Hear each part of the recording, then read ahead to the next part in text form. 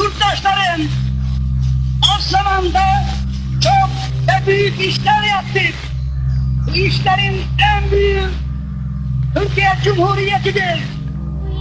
Fakat yaptıklarımızı da kamil göremeyiz.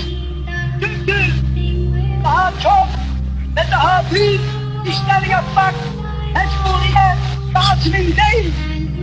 Geçen zamana nispetle daha çok çalışacağız. Daha az zamanda daha büyük işler başaracağız. Bunda da muvaffak olacağımıza şüphem yoktur. Çünkü Türk milleti çalışkandır. Türk milleti zekidir. Ne mutlu Türk'üm diyene.